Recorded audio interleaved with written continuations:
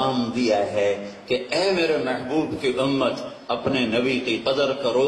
میں نے جب اس کو آسمانوں پہ بلایا تو میں خود زمین پہ آیا اس کو ساتھ لے جانے کے لیے.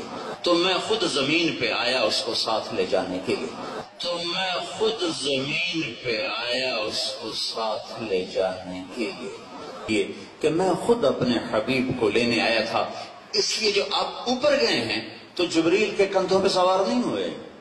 جبریل نے ہاتھ نہیں پکڑا, جبریل نے پروں پہ نہیں بٹھایا, جبریل کے کندھے پر ہاتھ رکھ کر نہیں گئے. جبریل اپنی رفتار سے گئے, میرے نبی اپنی رفتار سے گئے. جبریل تو خالی ساتھ نوکر بن کے جا رہا ہے. لے جانے والا کون ہے؟ اللہ نے کہا میں خود آیا ہوں, آجا میرے ساتھ آ, چل. پہلا آسمان ہے, اللہ نے کہا میں خود آیا ہوں, آجا میرے ساتھ آ, چل.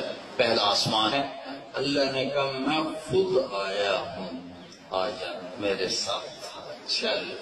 پہلا آسمان. کہ اللہ کے رسول صلی اللہ علیہ وسلم کے معراج کے وقت حضرت جبریل امین کا نیچے آنا نہیں ہے, بلکہ اللہ تعالیٰ خود زمین پر آ کے اپنے حبیب کا استقبال کیا اور اپنے حبیب کو لے کے گیا.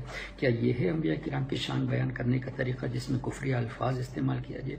کیا یہ ہے لوگوں کو اللہ تعالیٰ کی رحمت کی طرف قریب کرنے کا طریقہ کہ لوگوں کو اللہ تعالیٰ کے بارے میں ایسے غلط عقائد بیان کیے جائے؟ یہ صرف اور صرف جاہل کر سکتا ہے جس کو عقائد کے بارے میں کوئی علم نہیں. کوئی صحیح عالم ایسی بات کبھی نہیں کر سکتا, اس لیے کہ عالم کو قرآن کا علم ہوتا ہے, حدیث کا علم ہوتا ہے, تفاسیر کا علم ہوتا ہے, تفسیر پر, آیتوں پر, حدیثوں پر اس کی نظر رہتی ہے. کس طرح الفاظ استعمال کرنا یہ ان کی نظروں میں رہتے ہیں. لیکن افسوس طارق جمیل صاحب نے ایسے الفاظ استعمال کر دیے جس سے اندازہ یہ ہوتا ہے کہ اس کو یعنی طارق جمیل کو اللہ پر بیسک بلیف تک نہیں معلوم.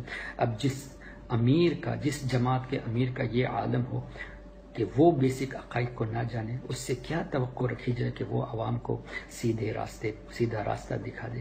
اللہ تعالیٰ ایسے لوگوں سے بچائے رکھے.